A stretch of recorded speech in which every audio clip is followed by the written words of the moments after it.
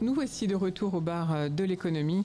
Nous sommes toujours, bien sûr, avec Florence Sueur, c'est moi-même, et nous sommes en compagnie de Karl Lemaire, qui a formé le groupe Acdis, donc un repreneur d'entreprise.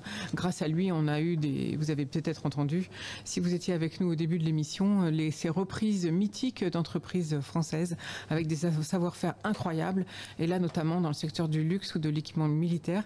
Et puis tout de suite, nous allons donner la parole à Marc-André Solos, que j'ai la chance... qu'on a la chance d'avoir avec nous. C'est un honneur, Marc-André Solos, de vous recevoir. Ah bah si, quand même. C'est pour moi que c'est un honneur d'être avec vous aujourd'hui. C'est gentil, merci. Mais malgré tout, vous êtes professeur du Muséum d'Histoire Naturelle. Vous êtes aussi professeur dans différentes universités françaises et aussi à l'étranger. Vous enseignez à AgroParisTech, vous enseignez à l'École normale supérieure de la rue d'Ulm à Paris. Vous étiez aussi à Lyon, ou peut-être encore, à l'université de Vicosa au Brésil, à l'université de Kunming en Chine, et puis à Gdansk en Pologne. Et là, vous revenez aujourd'hui, parce qu'on s'était parlé il y a un an, vous venez de recevoir une jolie récompense qui vous reconnaît internationalement. C'est quand même agréable de recevoir le prix de la Fondation Sommer. Bah, c'est toujours agréable de recevoir un prix, mais c'est un peu injuste parce que aujourd'hui, la recherche n'est plus une histoire d'individu, c'est une histoire d'équipe. Et en fait, ce prix, je le dois à mes thésards. En fait, disons-le, sans eux, j'aurais été un albatros avec des ailes de géant qui l'empêchent de marcher. Et qu'une équipe donc comme la vôtre, les thésards, ce sont des jeunes universitaires qui font une leur thèse. Doctorat, leur thèse, voilà. Et quelque part, et puis il y a aussi tous les collègues qui s'agrègent, et c'est quand même un produit de travail d'équipe, voilà. Et bon, on aime bien caractériser les individus, mais souvent c'est un travers qui empêche de voir les équipes et les réseaux. Or, nous sommes réseau humain, et puis on en parlera peut-être, nous sommes réseau avec la nature. Ce qui fait la caractéristique de ce prix de la Fondation François Sommer, qui remet un prix tous les 2 ans, c'est autour des travaux de recherche pluridisciplinaires, ça c'est très important, et qui présentent des perspectives innovantes dans la relation entre l'homme et la nature. Et vous, vos recherches portent sur les symbioses entre les racines des plantes et les champignons du sol. Je rappelle d'ailleurs certaines de vos publications. Celle pour laquelle je vous avais interviewé il y a un an, c'était donc les goûts et les couleurs du monde, une histoire naturelle des tanins. Mais vous avez aussi écrit La symbiose, structure et fonction, rôle écologique évolutif en 2000. C'est un bouquin de cours un peu... Vous avez aussi écrit, très intéressant, Jamais seuls, ces microbes qui constituent les plantes, les animaux, les civilisations, traduit quand même en 5 langues, en 2017. Et puis d'autres, peut-être, travaux un peu plus spécifiques, les champignons qui nourrissent les plantes. Vous avez aussi écrit À l'origine des plantes, entre particuliers, enfin voilà, à des organismes chimériques. Vous avez aussi écrit en 2009. Et puis l'évolution des interactions entre espèces. Alors, cette belle reconnaissance aujourd'hui avec ce prix international, on va peut-être pouvoir parler un peu de tous vos travaux, peut-être, pour expliquer cette symbiose entre l'homme et la nature. Marc-André Solos. Oui, alors en fait, bon, étroitement, mes travaux de recherche portent sur ces champignons du sol qui s'associent aux racines des plantes, où ils se nourrissent en partie, et vers lesquels ils ramènent de l'eau, des sels minéraux. Contrairement à une idée reçue, les plantes ne savent pas exploiter le sol, leurs racines sont des quais de réception de champignons qui échangent contre du sucre, ce que eux-mêmes ont été chercher dans le sol. Ça, c'est aussi vieux que les plantes terrestres. Et ça s'appelle une symbiose, c'est-à-dire qu'on a là des organismes qui vivent ensemble et à bénéfice réciproque. Alors, vous allez me dire, et l'homme dans tout ça, parce que, pour le coup, il n'est pas présent. Alors, en fait, non seulement ça débouche sur des applications agricoles, bon, juste une chose pour préciser, tout le monde connaît au moins 1 ou 2 champignons qui font ça dans leur vie de champignons, c'est notamment tout ce qui est truffes, cèpes, girolles, la plupart de nos champignons qui poussent sous des arbres. Ils sont associés aux racines des arbres. Donc c'est pas des trucs exotiques. Mais ça aide aussi, de façon beaucoup plus discrète, tout un tas de productions agricoles. Et puis je pense que derrière ce prix, je me suis laissé dire que derrière ce prix, il y avait aussi le fait que je ne crois pas que la science soit une activité entre scientifiques. Je n'ai jamais pensé ça. J'ai toujours été enseignant et les travaux que vous avez eu la gentillesse de citer de vulgarisation, pour moi, ils font partie de ça. La science n'est pas une mule que l'on charge. C'est quelque chose que l'on doit penser à décharger. Décharger, c'est-à-dire la diffuser vers les utilisateurs finaux qui sont des décideurs. Et là, ou des donneurs d'ordre, et on a aussi du mal à se faire entendre d'eux, nous autres. Hein. Monsieur le maire a dit des mots que j'aurais pu prononcer. Et puis les citoyens, parce qu'aujourd'hui, bon, moi je suis microbiologiste quand même à la base, c'est le côté champignon qui m'intéresse. Aujourd'hui, la microbiologie, on sait très bien qu'avec les microbes qui nous habitent, les microbes de notre tube digestif, la microbiologie habite notre santé. Il y a des gestes à faire, comme manger des fibres, ou ne pas utiliser des savons bactéricides qui sont basés sur cette couche microbienne qui nous aide. Et il y a des gestes donc à ne pas faire, et puis il y a des gestes effectivement à faire. Enfin, en d'autres termes, pour moi, l'activité scientifique, elle est profondément liée à la diffusion des idées qui augmente la liberté des gens de choisir quelle santé et quel environnement ils vont vouloir choisir, mais en connaissance de cause. Et je pense que c'est aussi un petit peu ça qui m'a valu ce prix.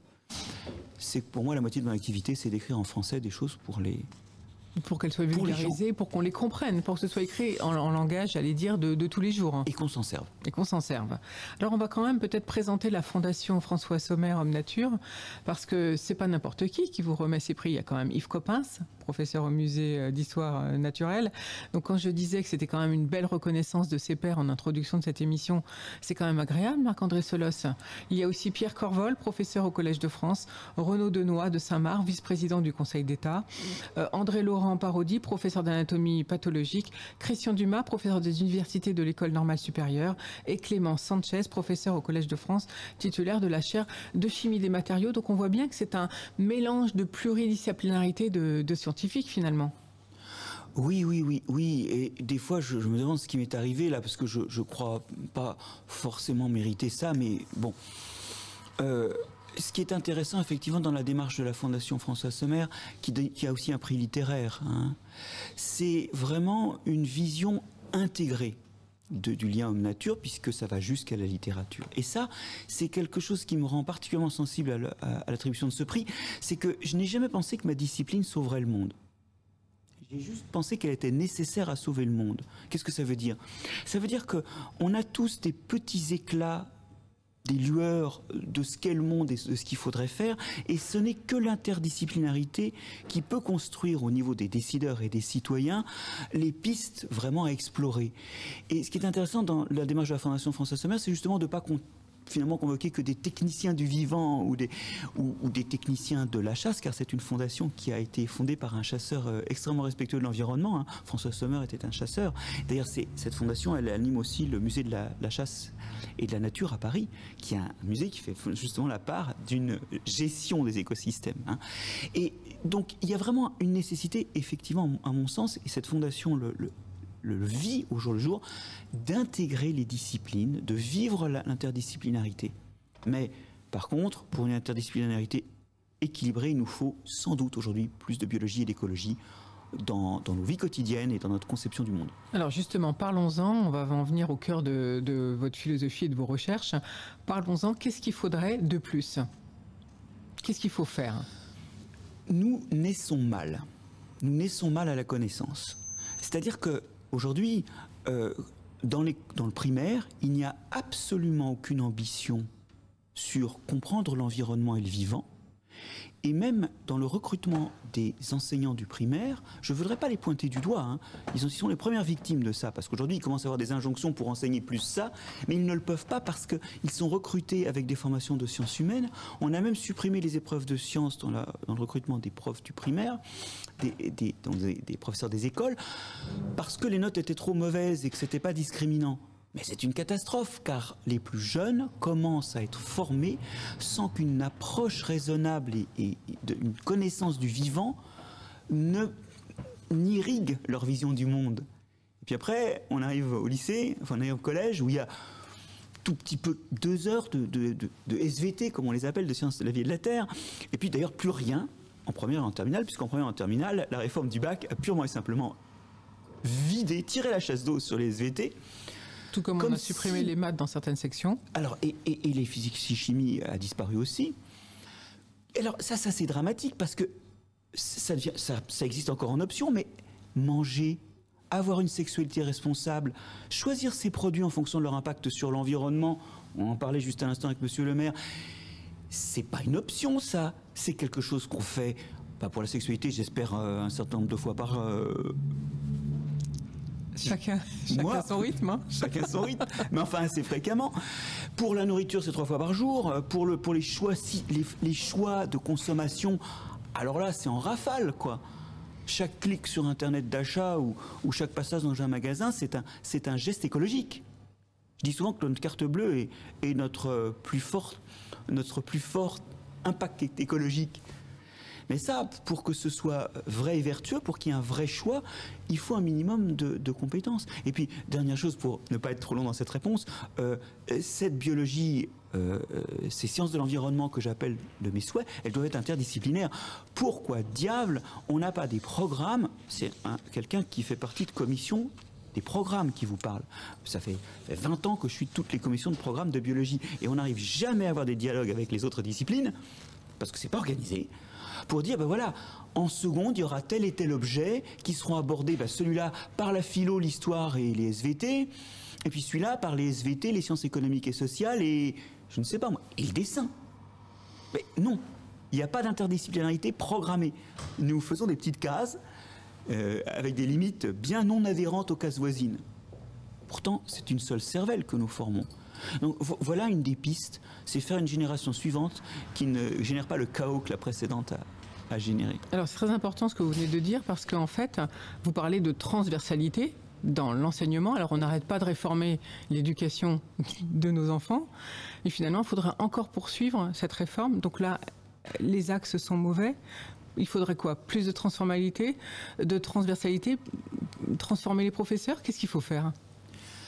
Alors les professeurs, moi je leur tire mon chapeau parce qu'ils gèrent aussi la partie humaine de l'enseignement qui est extrêmement pesante et fatigante et ils ont souvent de très très bons savoir-faire disciplinaires, même si les rectorats tentent de plus en plus à prendre des vacataires dont le pédigré est nécessairement plus varié. Mais moi je leur tire mon chapeau aux profs. Je ne suis pas en train de tirer sur les profs, mais je pense simplement qu'effectivement on a... Alors qu'il y ait des réformes, ça ne me choque pas. De toute façon, nous sommes dans un monde qui évolue, il y aura toujours à changer le braquet, à intégrer des perspectives nouvelles. Mais voilà, ce que je pense, c'est qu'il faut qu'on sorte de ce chaos qui résulte du morcellement disciplinaire. Et ça, aujourd'hui, en enseignement, on n'y arrive pas. Même quand on a un enseignant unique, c'est ce qui se passe dans le primaire. Il est lui-même issu de ce chaos disciplinaire dans la mesure où il n'a pas été formé, finalement frotté à toutes les disciplines. Et moi, je crois vraiment à la formation parce que je pense que les esprits cristallisent. Après une période, on accueille des classes au muséum. Moi, je vois du CP au terminal. Je les vois passer, je fais partie des enseignants du muséum qui accueillent dans le jardin, dans les collections. Et je vois très bien que l'esprit cristallise à partir d'une grande curiosité dans le jeune âge, où tout est permis, où tous les espoirs sont possibles en termes de devenir, à un moment, c'est le moment de la puberté, on se resserre autour d'un certain nombre de savoir-faire, et la question devient un peu honteuse. On n'ose plus poser de questions, parce que c'est-à-dire qu'on ne sait pas. Alors que c'est la plus belle chose du monde de ne pas savoir, c'est la promesse de se reprendre le lendemain. Mais donc, il y a un moment où tout est possible, et c'est dans ce moment qu'on doit vraiment envisager beaucoup mieux la création des esprits et de l'esprit critique. Alors vous avez fait des recherches sur les plantes et notamment sur les algues. Expliquez-nous un petit peu la recherche et le rapport à l'homme. Alors, bon, moi je suis mycologue à la base, je m'intéresse aux champignons. À 12 ans, je passais mon temps à essayer de donner des noms à tous les champignons que je ramassais au bois de Vincennes. Vous voyez que l'impact psychologique est fort et ancien. Puis quand j'ai commencé à faire de la recherche, à m'orienter vers la recherche, je me suis intéressé en fait à ces champignons qui s'associent aux racines des plantes et qui les aident à se nourrir. Et mes recherches se sont développées dans 2 directions. D'abord, au tout départ, j'ai travaillé sur ces champignons qui font des réseaux entre les plantes. C'est-à-dire que le même champignon s'associe à plusieurs plantes, et puis ces plantes vont du coup se retrouver connectées, parfois même pouvoir échanger des sucres, à tel point qu'en forêt, certaines de ces plantes deviennent non chlorophylliennes et s'alimentent simplement de ce qu'elles reçoivent par les champignons des arbres voisins. Alors ça, c'est un peu fondamental, me direz-vous. Bon. Mais il y a eu un deuxième axe que j'ai tout de suite développé, mais dès ma thèse, qui était celui de savoir comment on pouvait utiliser ça. Dans ma thèse, je travaille sur comment on peut faire pousser des arbres plus vite en forêt, justement, en inoculant en pépinière, avant de les replanter, en forêt en inoculant des champignons qui les aident à pousser. On arrive sur une essence, alors qui est plutôt pour des forêts de production, hein, c'est pas des forêts, effectivement on va se promener, mais il y a des forêts de production, on arrive sur des forêts de Douglas à augmenter de 60% les 10 premières années la production de bois. Et tout ça avec un très léger surcoût, alors que les forestiers hésitent à payer, parce qu'à court terme c'est un surcoût, mais à long terme on voit très bien que c'est intéressant. Et puis, alors donc ça c'est finalement gérer la forêt un peu mieux en termes de production, sans avoir recours à des intrants. Parce que là, on change juste les champignons sur les racines, on ne va pas mettre du phosphate, de l'azote, on ne va pas commencer à mettre des engrais. Donc vous voulez dire qu'il faudrait qu'on ait une nouvelle politique de gestion de la forêt sur la France entière, parce qu'il y a beaucoup de petits propriétaires forestiers privés? Oui, alors c'est eux qui sont les premiers intéressés à ça. C'est-à-dire qu'effectivement, ils vont avoir des plants à l'achat un peu plus chers, mais qui vont, à moyen terme, rendre plus et plus vite. Mais cela dit, je ne dis pas qu'il faut planter des arbres inoculés partout en France. La forêt sait très bien se régénérer, on le disait tout à l'heure, hein, en introduction, toute seule. Donc ailleurs, on pourra laisser la forêt se régénérer. Mais dans des dynamiques de forêt productive, il y a des gestes à faire qui ne sont pas des gestes d'intrants, pas des gestes de pesticides, mais juste des gestes d'avoir les bons champignons dès le départ. Par parenthèse, ce lien aux champignons est aussi protecteur de la plante. Il joue sur la santé de la plante positivement. Et une plante avec les bons champignons sur les racines, on dit une plante bien mycorhizée, puisque cette association plante-champignon, c'est une mycorhize, c'est le nom technique, et c'est une plante qui se défend mieux. Et ça veut dire réduction des intrants pesticides. Le deuxième axe où on a développé nos recherches avec mes équipes, c'est la truffe. Alors là, c'est utiliser le lien plante-champignon pour un champignon. Alors vous allez me dire la truffe, vous allez sourire parce que vous allez dire ouais, ils se gargarisent à partir de l'environnement, l'avenir de bon, et la truffe. Ah mais détrompez-vous. La truffe, c'est de l'activité dans des zones où il n'y en aurait pas sinon. La truffe, c'est des activités où, en entretenant un paysage assez ouvert, qui est l'endroit où la truffe arrive à s'installer sur les racines des arbres, c'est en l'entretien du paysage, et l'entretien d'un paysage où le feu ne se propage pas, car on est dans le sud. Et on a des problèmes d'incendie. Donc, la trufficulture, c'est pas juste un truc pour faire joli sur les tables, c'est des hommes. D'ailleurs, nous, quand on travaille sur la truffe, on est obligé de travailler chez les trufficulteurs, parce que, bon, voilà. Donc, en plus, ces hommes-là, on les rencontre, on s'appuie sur eux, et on fait de leurs questions certains de nos travaux. Bon.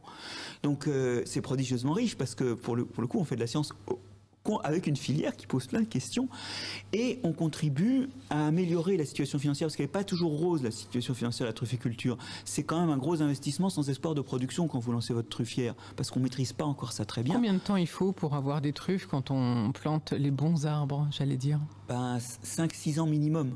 Donc c'est un lourd investissement finalement. Ouais, et vous n'êtes pas sûr du résultat. Et nous, ce qu'on essaie, c'est par des gestes simples, des gestes sur les plantes compagnes en particulier, celles qui poussent sous les arbres, ou des gestes sur le sol, c'est de trouver des voies d'augmenter la probabilité que ça passe en production. Alors on peut avoir les petits secrets pour avoir des truffes, qu'est-ce qu'il faut faire? Alors il y a une histoire, un roman sur le secret effectivement de la trufficulture, même entre trufficulteurs. Moi j'en ai pas. Je sais qu'il y a une première chose qui est l'irrigation estivale, car les truffes grandissent à partir de juin pour être mûres. Pour la truffe de Bourgogne, ça va être en automne, et pour la truffe du Périgord, la truffe noire, qui est la meilleure et la plus chère, ça va être vers Noël et jusqu'en février. Donc l'irrigation estivale, c'est une chose. Et puis nous, ce qu'on est en train d'essayer de manipuler, c'est, on s'est aperçu que la truffe colonisait aussi les petites plantes herbacées qu'il y a sous l'arbre. Or, il y a une trufficulture de production qui travaille le sol et qui tue toute plante en dessous des arbres. Alors déjà, c'est pas très bon pour la biodiversité, mais finalement, ce qu'on est en train de s'apercevoir, c'est que c'est peut-être pas le meilleur non plus pour la truffe elle-même. Et donc, notre levier d'action, c'est le couvert végétal sous les arbres. Ce qui permet, alors c'est intéressant, d'allier biodiversité et production, et c'est un des points où on voit que la biodiversité, c'est pas juste un truc qui fait chier en détournant des autoroutes et en empêchant d'utiliser certains produits. C'est aussi un outil. Et ça, c'est une chose qu'on n'arrive pas à voir parce qu'on n'est pas assez baigné dans la biodiversité, la biologie et l'écologie pour s'apercevoir que c'est pas juste un truc qui, si on le néglige, nous fiche des baffes de temps à autre. C'est aussi quelque chose qui peut aider à produire. C'est-à-dire qu'il faut dire aussi qu'on est de plus en plus nombreux. Oui. Donc, bien sûr qu'on a les contraintes de la biologie et de la biodiversité, mais ce que faisaient nos grands-parents, naturellement, on ne peut plus toujours forcément le faire. C'est bien ça aussi nos contraintes. Alors vous avez raison, il y a un réalisme de production alimentaire, qui est d'ailleurs une des grandes vertus de l'agriculture traditionnelle, conventionnelle, où les intrants donc c'est tout ce qui rentre dans la parcelle, ça va être des engrais, ça va être des pesticides, assure la production quantitative. Il n'y a plus de famine en Europe. Et on le doit à cette agriculture-là. Il faut le dire. Parce que faire son procès, c'est aussi de reconnaître ce qu'elle a de vertueux. Elle a résolu le problème quantitatif. Mais le problème qualitatif qui se pose maintenant, c'est la pollution des eaux continentales par des excédents d'engrais ou par des pesticides, et aussi la production de nos corps et de nos assiettes. Et puis la pollution de la vie des agriculteurs.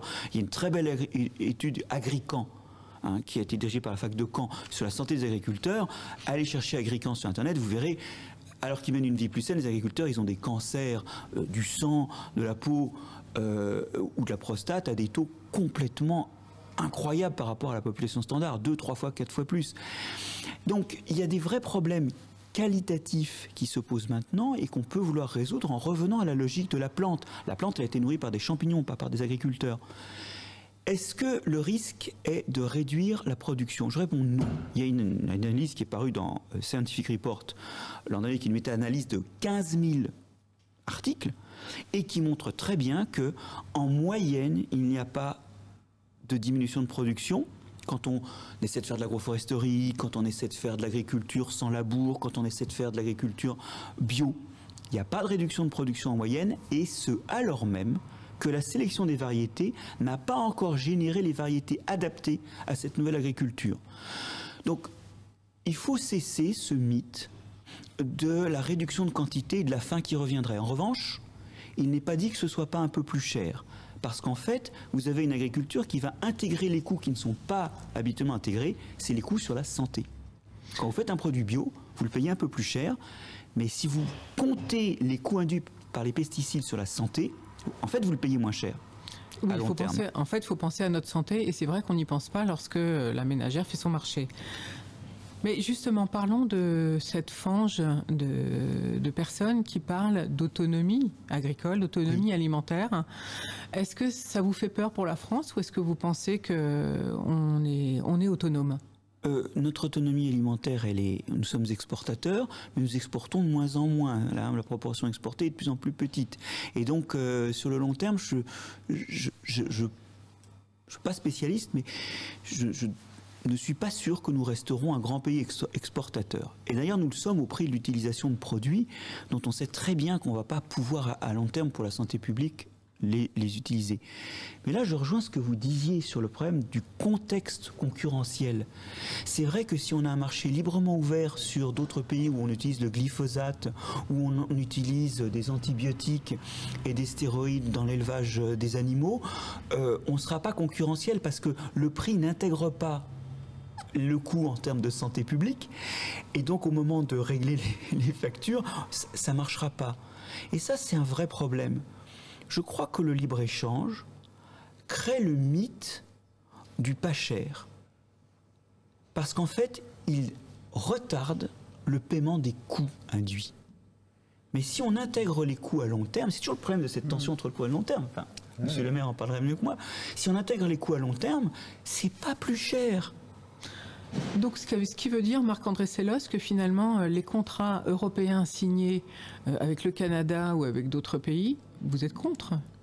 Parce qu'on n'intègre pas, justement, entre des produits sains et la santé, on n'intègre pas tout ça. Donc finalement, quand l'Europe a condamné nos fromages, quand l'Europe se plie aux exigences ou qu'on importe des produits d'Amérique du Sud, je ne vais pas citer de pays, qui justement utilisent des pesticides à outrance, finalement on a tort, on est naïf. Qu'est-ce qu'on peut faire? Est-ce qu'on peut lutter? C'est plus le professeur du muséum qui parle là, c'est le citoyen et ses convictions citoyennes. Un accord entre grands pays n'est jamais une mauvaise chose. Nous devons apprendre à vivre entre nous. Il n'est jamais intrinsèquement une mauvaise chose. Par contre, c'est la façon dont il est rédigé et les clauses. Vous voyez, c'est comme si vous me demandiez, est-ce que le couteau est une bonne ou une mauvaise chose? Le couteau planté entre les côtes de mon voisin est une mauvaise chose. Le couteau pour découper la viande ou déterrer les racines de champignons qu'on va étudier au labo est une bonne chose. Donc, moi, je n'ai pas à me prononcer sur l'objet lui-même. Mais je pense que la façon, effectivement, dont c'est rédigé, ça manque d'une vision écosystémique et aussi d'une vision dans le long terme. J'ai beaucoup apprécié ce que disait Monsieur le maire qui bâtissait l'avenir sur le passé. l'évolution est quelque chose qui fait... Le temps qui passe fait partie de tout ce qui nous entoure et de toutes nos décisions.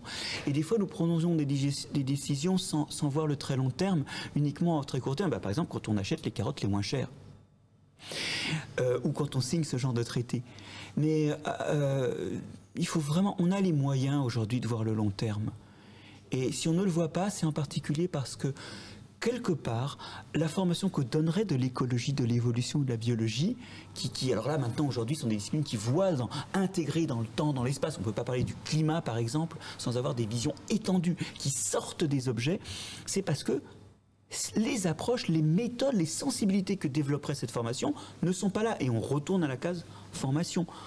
Justement, Marc-André Selos, on retourne à la case de votre spécificité, de votre qualité de professeur et de vos recherches. Donc je rappelle que vos recherches, c'est donc la symbiose entre les plantes, les champignons et les algues.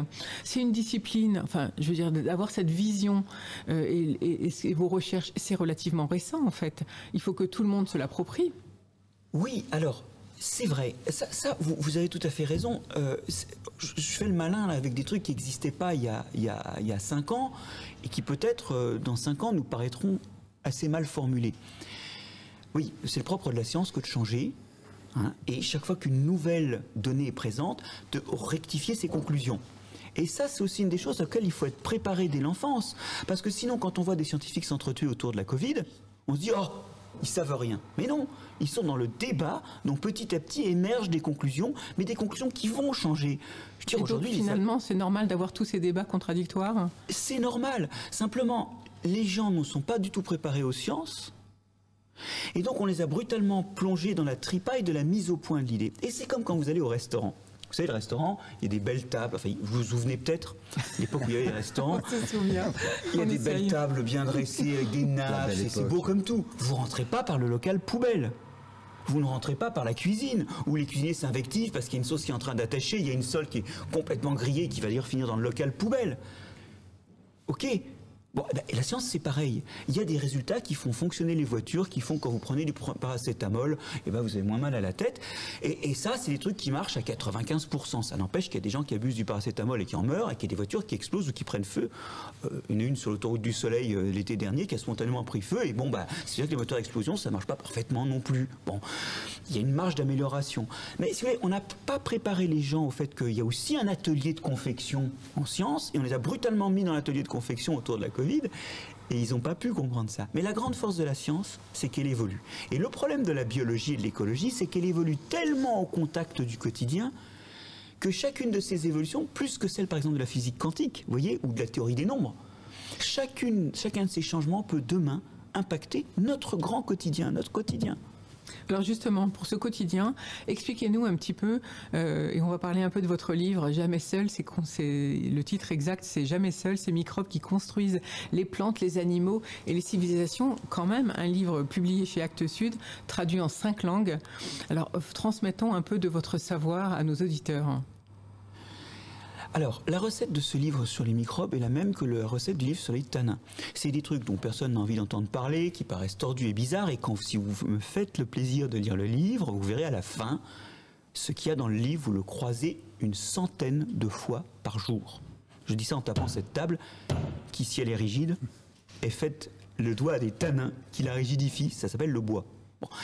Alors, ce que je veux dire par là, c'est que il y a des petits occupants invisibles, parce que c'est des molécules chimiques comme les tanins, ou c'est des tout petits organismes comme les microbes qui sont omnipuissants. Ils peuvent tout et ils nous construisent. Et aujourd'hui, on sait très bien qu'un homme ou une plante, je vous ai parlé des champignons qui les nourrissaient, ne fonctionne qu'appuyé sur des microbes, c'est-à-dire des bactéries, des champignons, des choses qu'on ne voit pas à l'œil nu.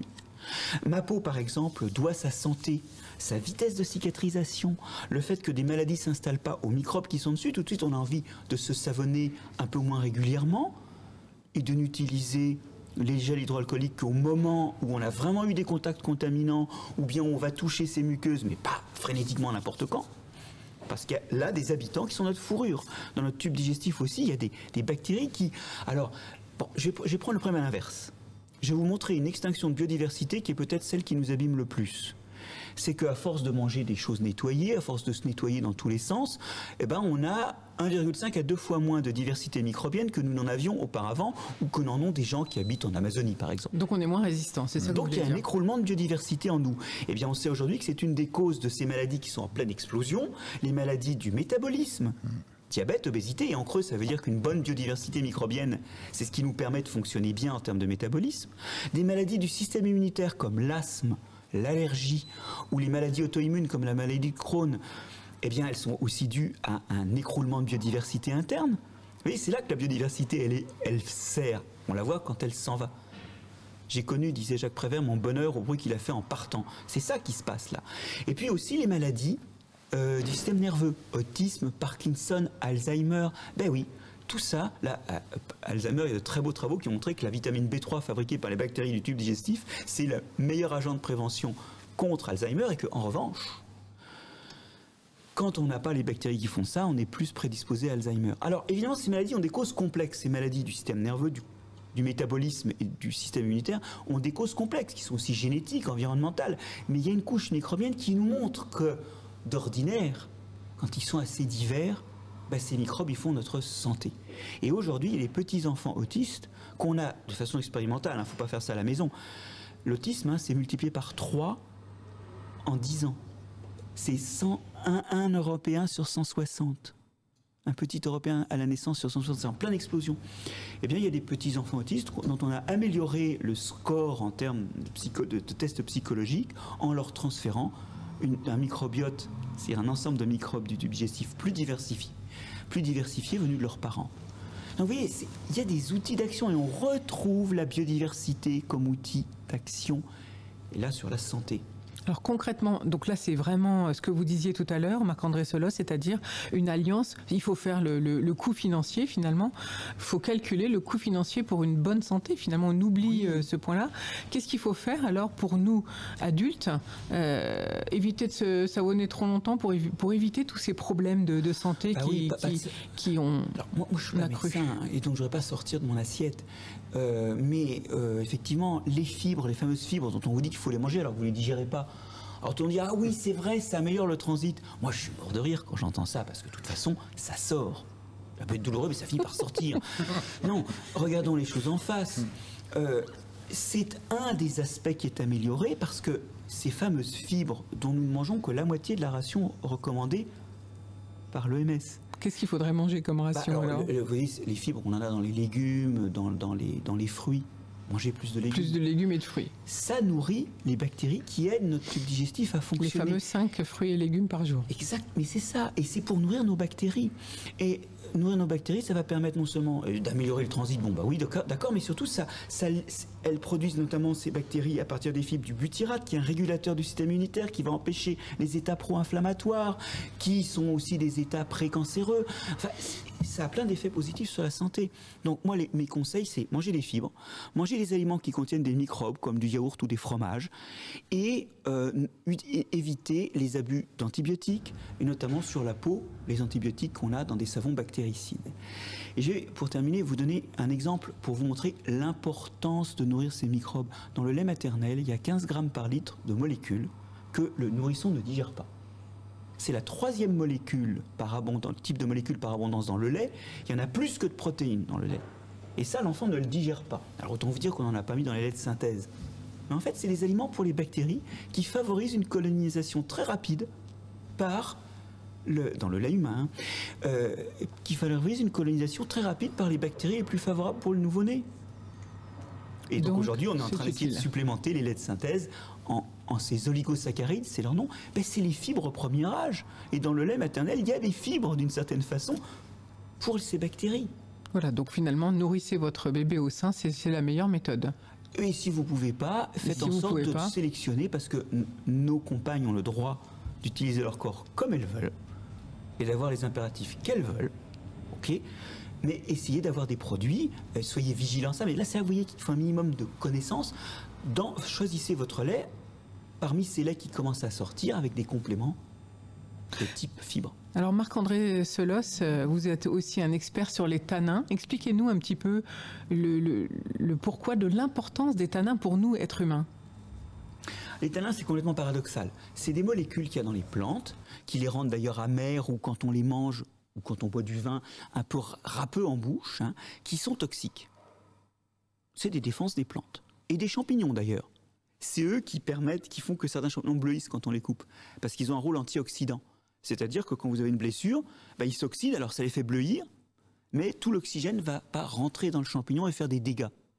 Donc vous voyez que c'est ce qui explique que les pommes brunissent quand vous les coupez. C'est aussi une réaction contre l'oxydation qui arrive par la blessure. Donc ils sont antimicrobes, anti-herbivores, antioxydants. Et quand on mange trop de tanins, on peut en mourir. Les chevaux qui mangent trop de glands de chêne, par exemple, peuvent mourir de ça. Les fameux koudous d'Afrique du Sud qui sont morts dans les réserves qu'on avait fait pour les protéger, ils sont morts parce qu'ils broutaient toujours les mêmes arbres qui en réaction ont accumulé plein de tanins jusqu'à tuer les koudous. Donc c'est mortel les tanins. Et là commence le paradoxe. Nous, on en met plein dans nos boissons. C'est le vin, c'est le thé, c'est le rooibos, c'est la bière. Le houblon est une source de tanins. On en met plein dans nos plats, les épices. Ce qui est goûté dans les épices, c'est des tanins. Pourquoi on met des toxines dans nos aliments ? Alors les gens disent souvent, parce que c'est bon. C'est pas vrai, regardez vos enfants, ils ont dû apprendre le vin, ils ont dû apprendre les épices au début. Coquillettes, jambon, c'est le maximum en termes de goût. En fait, c'est des traits culturels qui ont été sélectionnés et qui sont transmis de génération en génération parce qu'on l'a dit.